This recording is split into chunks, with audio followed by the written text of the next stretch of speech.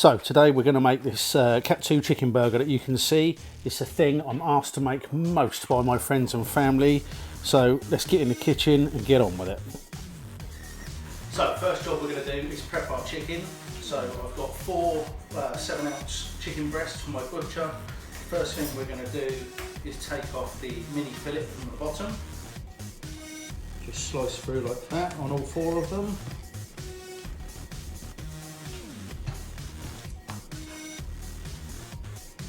Then what we want to do is get our chicken breasts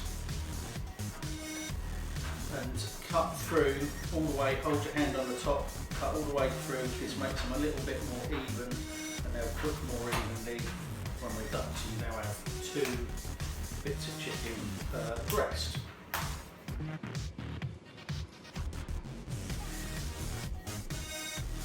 So now we've got our chicken all cut up, we're going to panade them, which is just a fancy French term for coating in flour, egg and breadcrumbs, and then we can pop them into the fryer. You can do this on your own, but today I have an assistant with me, which is the lovely little Sophie. So she's going to help at this end of the panade kit. So all we do first of all, make sure you've got nice clean hands, is get your chicken. I've got dunk it in my flour, which has got salt and pepper in. Shake off the excess, that goes into the egg, dunk it in there, and then that goes in there, and then Sophie's going to coat it in the breadcrumbs. When you're doing this end, it's best to have one hand for the egg and one hand for the flour, that way you don't end up panning everything.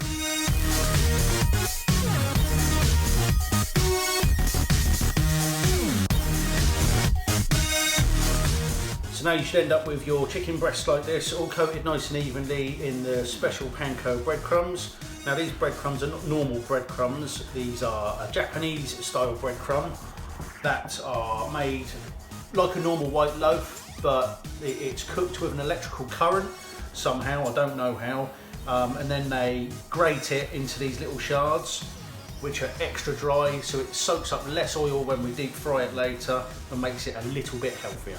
Next up, we're gonna make a little pickle of red onion and cucumber to go in our burgers. I've already got these left over, so in the bowl, I've got a couple of tablespoons of red wine vinegar, a tablespoon of sugar, mixed it around. I've sliced the red onion and popped that in there. This is left over from something else, so they're nice and bright. And then the other thing we're gonna do is we're going to take the ends off of a cucumber and just take the wrapper off quick, and then holding it on your chopping board, peel one whole length off, get rid of the top one because it's not the nicest, and then try and peel a whole length off so you have that. Do that a couple of times, but don't go any further than the seeds when you get down to them. Now once you've peeled all your cucumber, you can just pop this in here, in with your vinegar mix, just give it a little mix around. You only need to do this maybe an hour or so before you're going to eat it. Just pop a bit of cling film on that and fire it in the fridge ready for later. Now we're going to make our Katsu curry sauce for our burgers.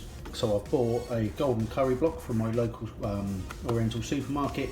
You can find it in some of the normal supermarkets, but at the moment I've been struggling to find it. We're going to grate it in with the little grater into some, I've got some apple and mango juice. You could just use apple or orange, whatever you fancy. We're going to grate this into it and it will thicken up like as if you were using gravy granules. If you wanted to, you can make your own Katsu sauce from scratch. There's about 1 million recipes on YouTube or Google it. Feel free if you want to, but today I'm keeping it nice and easy and quick. What we're going to do first is just get a flame on, pop in about a cupful of your juice. Now our juice has just come to the boil. I'm just going to turn it down a touch and I'm just going to grate in some of this curry block. If you haven't got one of these little graters, just chop it up with a small knife and give it a little whisk. Then just give it a minute or so on a low heat just to cook out. If you want it thicker, add more of your cube. If you want it a bit thinner, add a little bit more juice into it. It will thicken up as it goes colder as well. That's it, job done. Just leave it on the side to cool down, ready for later. Now we're going to fry these and get a nice little bit of colour on them.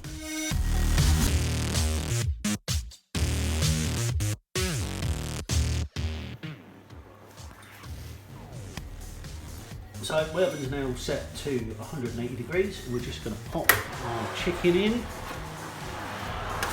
While that's in there, we're just going to get the last few bits ready for our burgers. So chicken's had 5-6 minutes in the oven, got up to temperature, make sure it hits 75 degrees in the centre. So now we can build our burger. So we've got our chicken, we've got our Katsu curry sauce, we've got our pickled cucumber and red onion, we've got our burger bun, some lettuce and some tomato.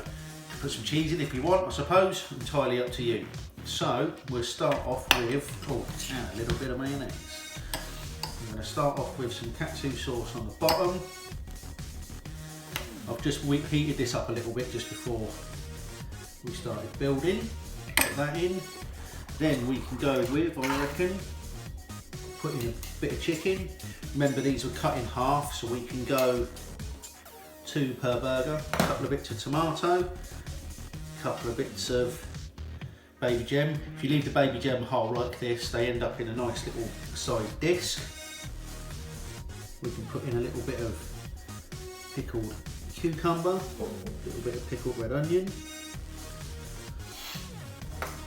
and pop another chicken on top, like that. Then we can put in a nice little squirt of mayonnaise. Make sure